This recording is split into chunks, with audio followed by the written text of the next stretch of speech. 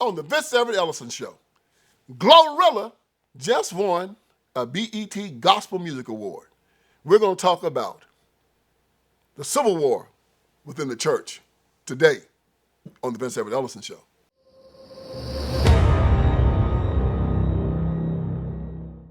All right, let's get this thing started. I told you. Black preachers are no good. The majority of black preachers are no good. Not all of them. You can't, because I don't know every black preacher in the world, so I can't say that every black preacher is no good. I can tell you from the condition of the black community, as Jesus Christ said, how do you know a false prophet?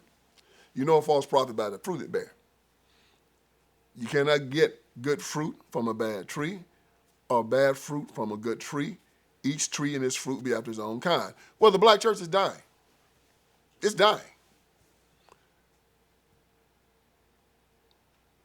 And for good reason. Turn on the TV. And last week I did a podcast 2 weeks ago about this little queer gospel group called the Harlem Gospel Travelers. And they've been nominated for a Grammy. Yeah, the rich Democrats, white Democrats, well, Democrats period, have nominated a queer gospel group for a Grammy. Y'all, this is a front to God. Them boys up there singing with their chest and stuff all out and with crazy women's clothes on and high heels. It's just a mess, man. Little freaks. So you say, well, it can't get no worse. And just when you said that, it did. Now, I didn't watch the BET Music Awards, y'all. And I'm not trying to put down anybody that does. But if I want to be aggravated, if I want to be tortured, I can just go and put some hot water on the stove and let it boil and pour it down my head and let it scald me, okay? I'd rather do that than watch the BET Music Awards. But it wasn't long after it gone off that, of course, people started talking about how apostate messed up it was. But the thing that really got my attention is when they told me that the rap artist Glorilla, I didn't say Gorilla, like the gorilla that's in the jungle. No, she's Glorilla with a G-L-O. Glorilla. Glorilla's out of Memphis, and she's just a nasty little rapper. Just nasty. She had this rap out said that she F-N words for free. Well, Glorilla hooked up with Kirk Franklin, who has really lost his mind. I mean, the older Kirk Franklin gets, the worse Kirk Franklin gets. So he decided to get Glorilla to rap on a song of his, I guess. I never heard the song, y'all. I haven't heard the song. Oh, man, maybe I need to just listen to the song, just see how bad it is, because I'm sure it ain't no damn. I'm sorry. I'm sure it isn't any good. So I started getting all these texts and things, like, the whole world is coming to me and saying, Glorilla has just won a BET Music Awards for gospel. I was not surprised. I was illuminated. I mean, we'd already got one for a queer gospel group.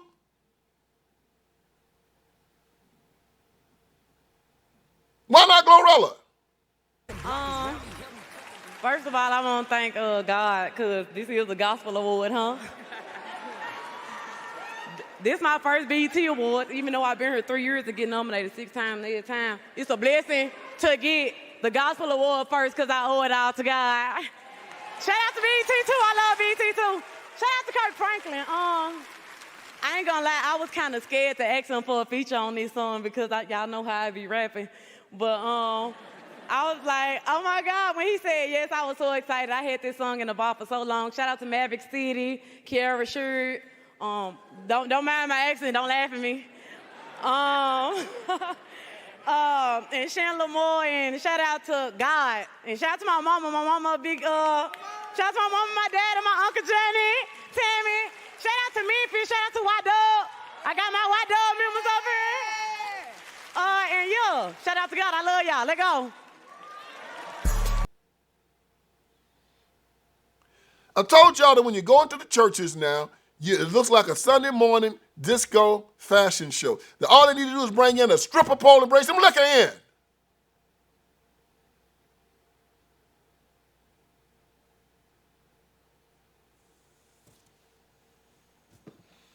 So now there's this division, this civil war within the church. Black church, white church, Asian church, all of it. I mean, you know, people talk about the Catholic Church. I can see why a lot of people are turning toward Catholicism now. Because at least it has structure. At least you can't walk up in a Catholic church twerking. You know, at least you can't go up in a Catholic church cussing. You know, at least you can't go into a Catholic church with your butt and your breast hanging out. There's some structure and some manners to it, man. I mean, I remember when I was a little boy growing up in Tennessee. We even say it now. When you get real dressed up, you got your Sunday go to meeting clothes on. You know what that meant? That meant that your family didn't have a whole lot of money. And that they bought you a suit. And that suit and that shirt and that tie and that pair of shoes was designed for you to wear on Sunday. Your dad might have had only one suit. And that suit was there for him to wear on Sunday. If you wore that suit and it was not Sunday, something special was going on, man. That suit was sanctified, bro. I mean, I used to put on my little suit on Sunday, me and my brothers and sisters, and mom and daddy would dress us before we even got dressed, before they got dressed for church. And when we got dressed, they made us set our behinds out on the couch. You better not move. You let them catch you running around the house with that suit on and them shoes on, them shiny shoes. Boy, they tell you about how to sit down, don't move. So we had to sit down on the couch. And mom and dad would go get dressed. And then they come out. And we'd all get in the car. And we would go to church. And everybody had their best on. Why? Because we were going into the house of God. And it was a sign of respect. Just like if you're going to the Oval Office to see the president. No, not just like, much higher than that. But many people now will give the President of the United States of America more honor and more respect than they would give God. I mean, you got churches now, you can go in, you can order coffee, go and sit in there drinking coffee while you're sitting there listening to the joker preach. You probably can eat a hamburger now. There's no holy of holies anymore where this is take off your shoes because this is hallowed ground. No. Children are being taught to revere church like I was. No. And now they've taken it to another level.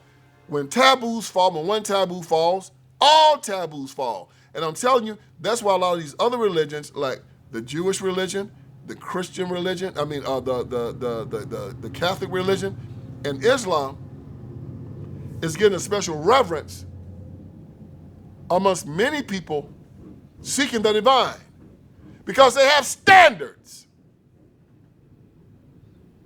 And especially in the black church, all standards have fallen. You got the black preacher walking up there looking like he crazy. I mean, Jamal Bryant, you just don't never know what he gonna look like. They're all up there with the shirts pulled out, tennis shoes on, sagging, gold chains and crazy glasses, and hell, I think some of them even preaching now with hats on. You don't have to take off your hat when you come into the sanctuary any longer. No standards whatsoever. And now they've even gotten up there and they start talking about LGBTQ, that it's right. Aborting children is correct. Where did all this come from, y'all? Y'all, it started back in the civil rights movement. Now look, we can go back further than that. We all know that slavery started a certain type of apostate church in the black community. They found out they could use Christianity to control the slave population, and they did. And they put the black preacher at the helm of it. White Democrats understood then that you control black people through fake preachers who took Christianity and twisted it to their own benefit. They took out all parts of Christianity that talked about self-defense, protecting your family, and self-respect. And not being concerned about what man thinks about you, only being concerned about what God thought about you. They didn't talk about anything about unalienable rights, rights given you by God, life, liberty, pursuit of happiness, that are irrevocable, non-transferable, and unsellable. They're yours. I ain't talking about that. They talked about obedience, nonviolence, begging the government to come and protect you because you have the right to protect yourself, allowing your wife and your children to be abused along with yourself. No standards. Allowing the government to take your children and give them a secular education. Yeah, that was Martin Luther King Jr. The black church was tailor-made for it. And he was their Pied Piper. And black people jumped on that Dr. King bandwagon where he turned the black church over to the Marxists and to the white liberal Democrats. All the ecclesiastical and godliness of it was gone. It is now an armed wing of the Democrat Party. And the reason why the black church and the church period and these liberal white Episcopalian churches, all of them are doing this, because the Democrat Party said so. All these churches got the rainbow flags up. All these churches that have the Black Lives Matter flags up. All these are Democrat Party churches. They might as well take down the cross and put up the DNC. They are not churches. They are political organizations in the same way that when we were fighting in the Middle East and ISIS had come up and Al-Qaeda was out there and our troops would be chasing them down, about to kill them, ISIS understood and Al-Qaeda understood that our rules of engagement said that we didn't blow up hospitals, we didn't blow up schoolhouses, we didn't shoot in residential districts, and we didn't shoot in mosques. So guess what they do when we get after them? About to kill them. Them suckers would jump in, they go into a mosque and start shooting out of the mosque, and we couldn't shoot back. They go into a schoolhouse and start shooting out the schoolhouse, killing us, and we couldn't shoot back. They would run into a hospital and start shooting at us and say, "Ali, your house is free. You can't touch us, nah, nah, nah, nah, nah." And we say,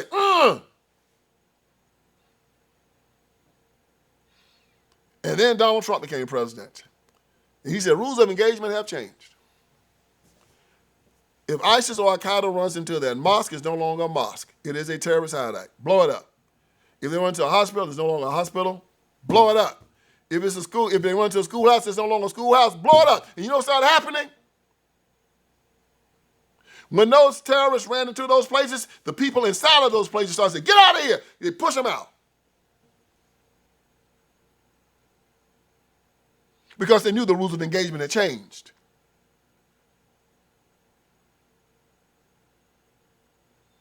It has changed.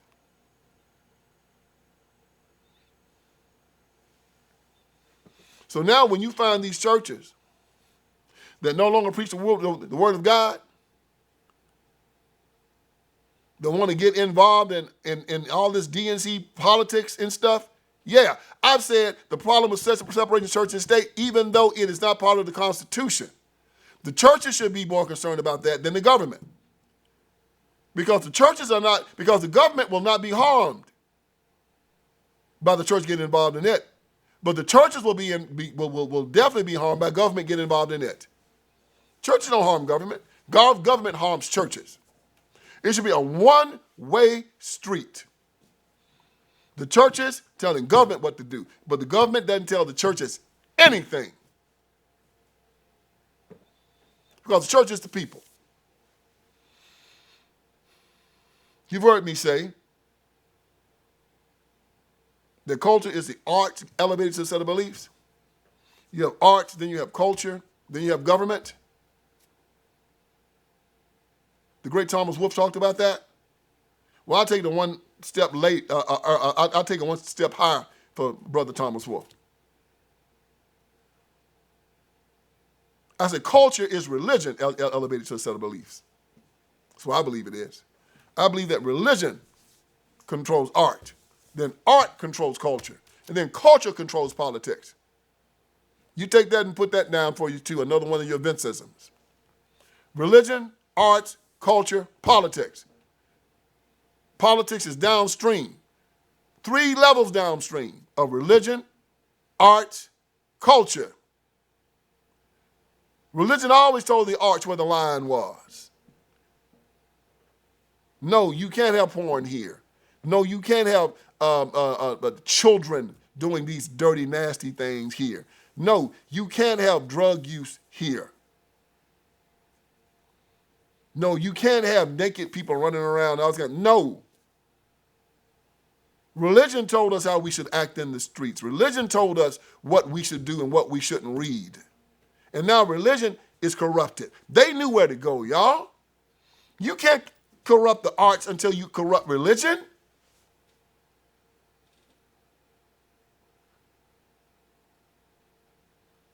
They corrupted religion in the Catholic Church, and that's where the Renaissance came from. And the Renaissance started painting all of these paintings and sculptures of Jesus being white, God being white, the angels being white, and people believing it. And not long after that, racism and the drug trade and the slave trade came in because they told the Africans that God was white and that they were white and they should bow. And white supremacy came from this violation of the first commandment, thou shalt make no graven images.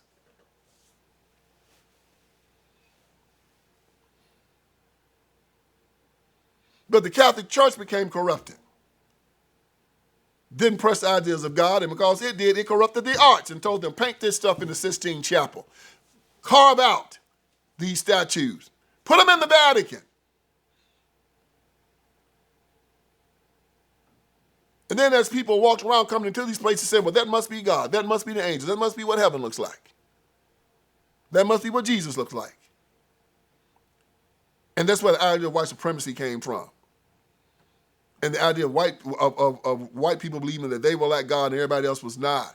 A violation of the first commandment, thou shalt not make any graven images or any likenesses of God, anything in heaven.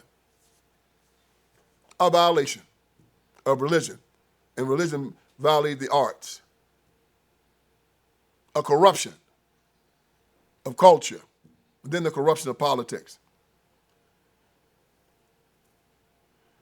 So Martin Luther King Jr. then corrupted religion. Oh yeah, Dr. King was the first recipient of the Margaret Sanger Award. Said abortion was okay. Helped him set up abortion clinics in the black community. Yeah, 1965. The first recipient of the Margaret Sanger Award. Margaret Sanger started Planned Parenthood and eugenics. Called black people human weeds. Called for the extermination of the black population and said, I'm going to use the black preacher to do it. And then she found Martin Luther King Jr. He said, hey, I'm your man. How much money you got, Maggie? Yeah, he tried to take over the National Baptist Convention, 10 million member convention that was controlled at the time by Bishop Jackson. He tried to take it over for the Civil Rights Movement. Stanley Levinson had given him his marching orders. I need that convention because with the organization, with that convention, with that we can corrupt religion. And as we corrupt religion, we can corrupt the arts. And when we corrupt the arts, we can corrupt the culture. And when we corrupt the culture, we can corrupt politics. And King went up in Kansas City and started to fight on the floor and killed the preacher in the process. And got excommunicated from the National Baptist Convention, which means he was excommunicated from the black church. Oh, but did that stop Stanley Levinson? Hey, man, heck no. We just started our own religion because we have to corrupt the arts. But before we can do that, we must corrupt the church. And he did.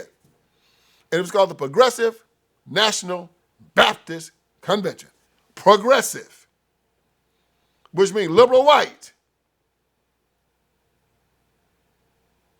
Bunch of morons and perverts that stand for abortion, LGBTQ, all that crazy mess. Raphael Warnock, yeah, that ingrate apostate pastor, senator from the state of Georgia, he comes from that group.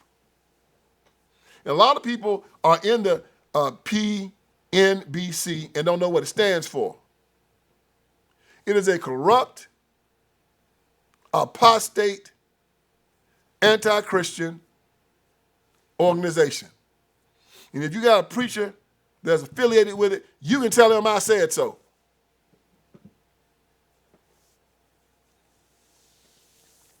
And then Martin Luther King Jr. is involved in putting the man out clause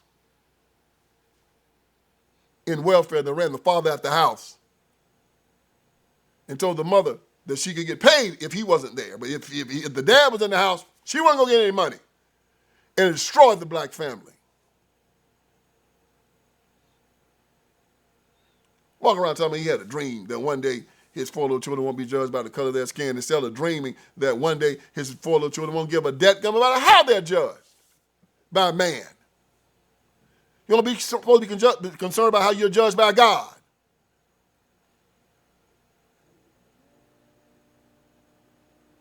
We will never be satisfied. Not until justice rolls down like water and righteousness like a mighty stream, which is never, and we're supposed to be saying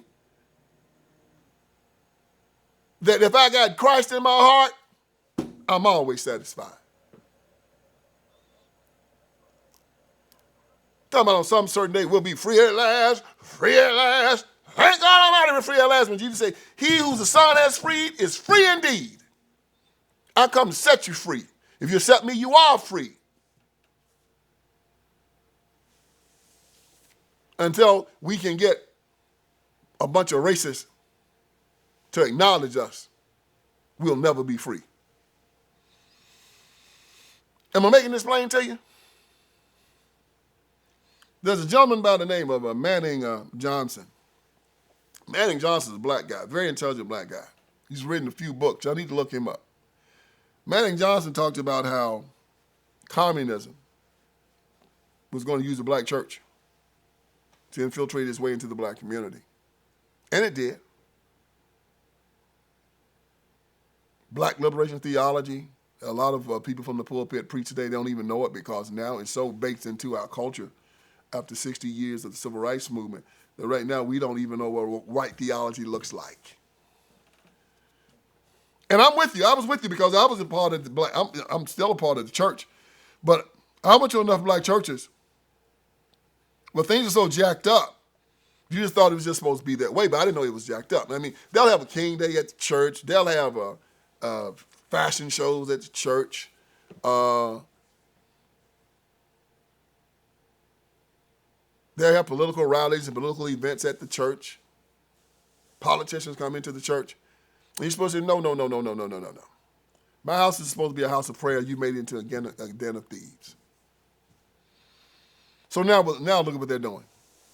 On nationwide TV, the Grammys nominate a queer black gospel group for a Grammy, and BET, Black Entertainment Television, gives Glorilla, a nasty stank rapper, female rapper, that called herself a hoe, a gospel music award, telling the whole world that this is who we are. Telling the whole world, if you have any doubt who black people are in America, this is us. We're the Harlem Gospel Travelers, a queer gospel group, and we're Glorilla. This is how we celebrate our God in the United States of America. Yeah, man.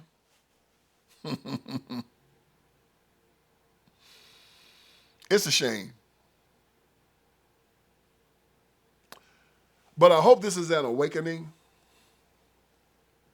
because for all the people who applauded Glorilla,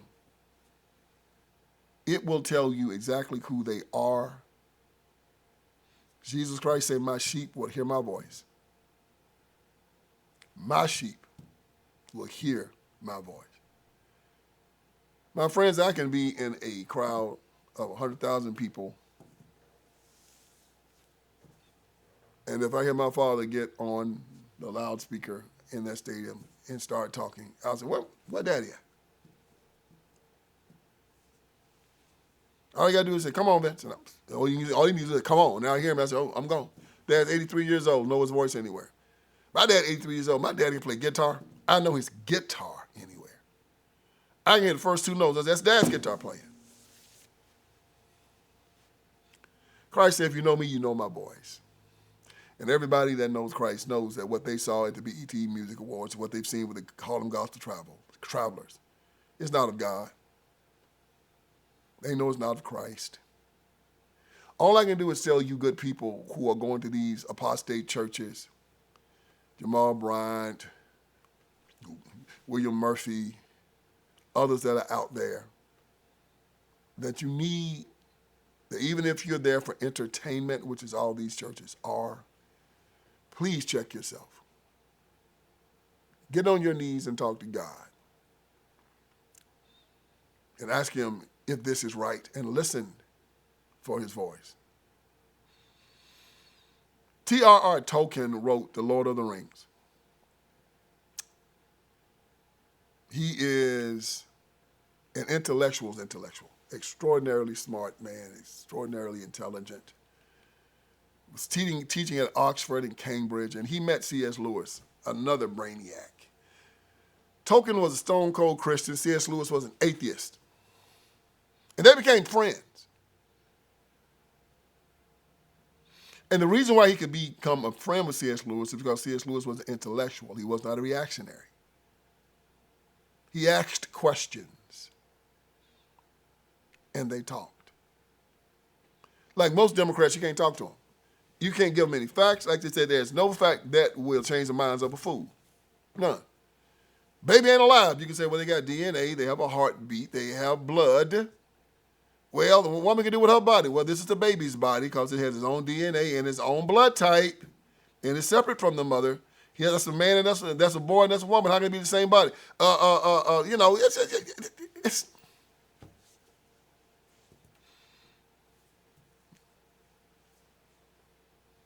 well, children should be able to decide their own gender or their own sex, or they should be able to get private parts cut off. Well, should that same child be able to get a driver's license and drink liquor and carry a gun, live alone? No. Do children's minds change? We've all been children. They believe in Santa Claus. They don't care. The birth rate of America is dying, so the government of the United States of America has a vested interest in seeing its population sustain itself. And that's your case to go to the Supreme Court to cut all this mess out right now. The United States government has a vested interest in seeing citizens be born. We do not have a vested interest in killing our citizens. Can't talk to them. But C.S. Lewis could be talked to. You know why? Because he was an intellectual. And Tolkien finally told C.S., either Jesus Christ was a maniac, because C.S. had to admit that Jesus did exist. There was a person that walked this earth named Jesus Christ that they crucified. There's too many historical records of it. And Tolkien said he was either who he said he was, or he was insane. He was a maniac. With 12 men risked their lives for a lie. 11, one killed himself, and the others were running like scared thieves because Rome had put a hit out on all of them. You agree with that? Yes, I agree with that. Then why 40 days later, after what happened in the upper room, did they all come out and die for the same thing that had scared them 40 days earlier? C.S. couldn't answer the question. And C.S. Lewis had to deal with it.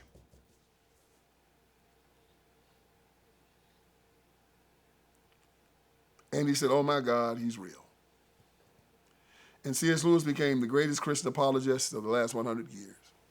Wrote the Chronicles of Narnia, Mere Christianity, The Great Divorce, The Problem with Pain. Reading his books helped me understand the plight that we go through as people every day and why we have a difficult time understanding and adhering to Christianity. It's hard with all of this out there. But the Harlem Gospel Travelers, Glorilla, Kirk Franklin, Jamal Bryant, all these other apostate preachers lying to you, using the church to boycott, using the church to get famous, using the church so they can stand in front of them and bring glory to themselves, using the church to get rich, using the church for politics, using it for social justice, telling you that you have no right to judge, and that makes you believe that if you even look at somebody and say, that's not right, that you somehow or another have committed a sin because you can recognize wrong. Make you feel bad about yourself because you've decided that I will not allow evil in my presence. And I will no longer justify it or give it any safe harbor. I will call it out. I will confront it. They've allowed these people out of the closet and they put you in it. Well, I'm not in it. I am not a victim.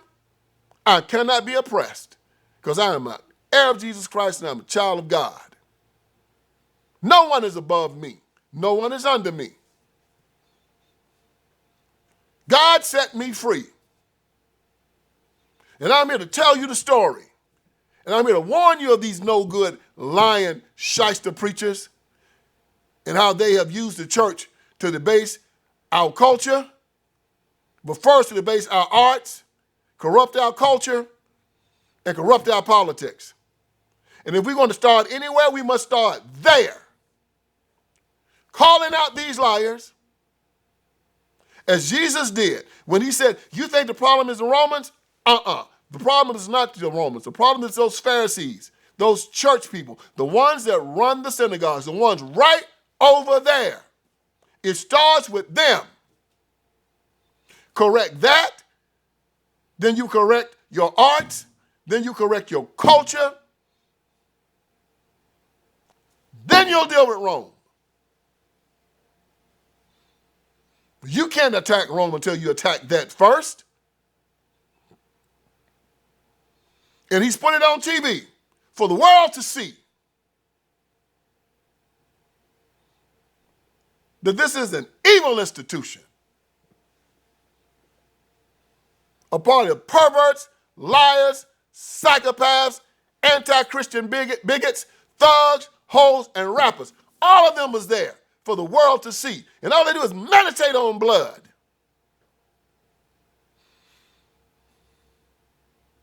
And I want you to subscribe, and I want you to like, and I want you to comment. Because we ain't going to let these people rest. And we're going to make sure that the people of God come back to him and that we straighten this mess out because I'm here to wake you up. I hope I did you some good here today. So join me again for another edition of the Vince Everett Ellison Show. All right, friends, Vince Everett Ellison is here. I want you to go to my website. And on my website, you're going to see a lot of great stuff, man. You're going to see that we got T-shirts, we got caps. You got my books, my documentaries. You got all kinds of stuff on VinceSpeaksTruth.com. Go there. We're dropping new T-shirts. We're dropping new merchandise. My new book, The End of Tolerance, is there. The End of Tolerance. Make sure you get it. Make it number one. If you got my first three, get The End of Tolerance. It's just as good. And it's telling us we have to end our tolerance with these leftists, these Democrats. We can no longer allow them to sexually groom our children. We can no longer allow them to castrate little boys and call them little girls, run God out of the public square, take away our guns, take away our sovereignty.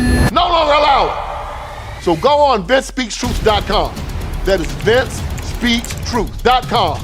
Hit merchandise. You'll see the T-shirts. You'll see the caps. You'll see the books. You'll see the documentaries. You'll see it all. And let's keep this ball rolling. God bless you.